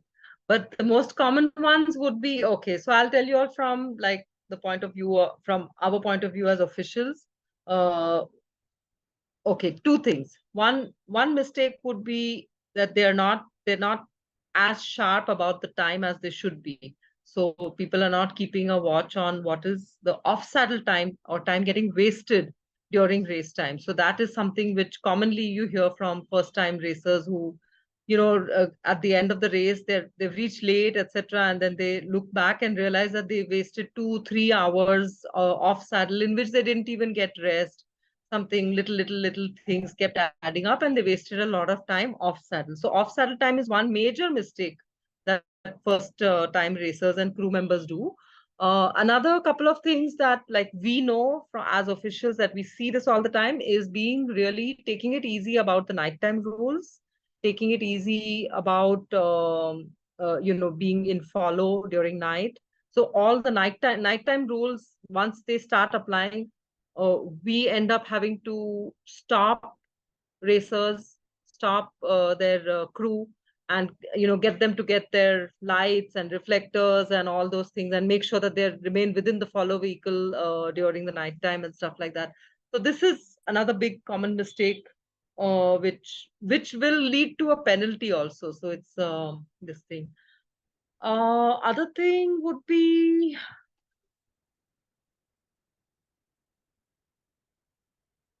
I don't know, Rutvik, you got anything? I think if you go through our YouTube channel, you'll probably, come across the detailed seminars in which we have talked about what to do to avoid making the mistakes rather than saying what the mistakes are.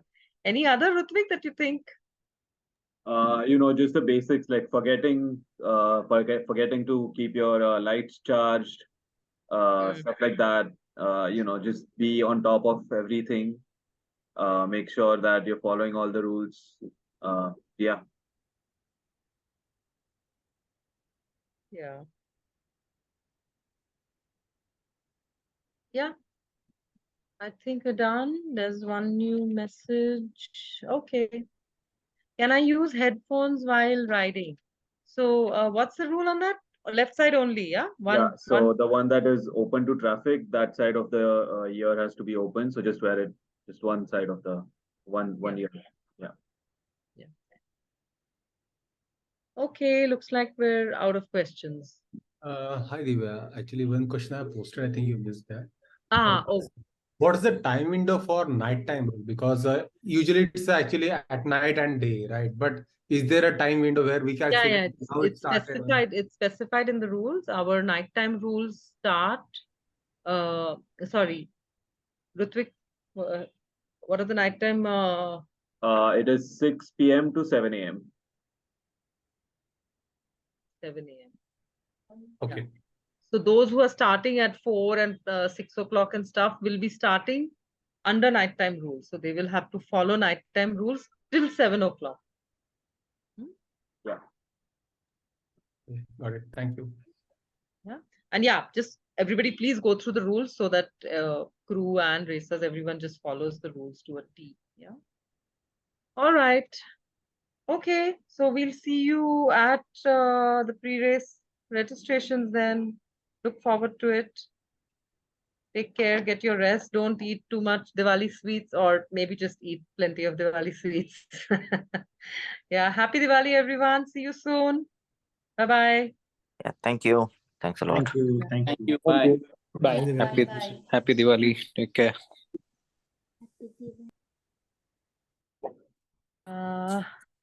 Rutvik?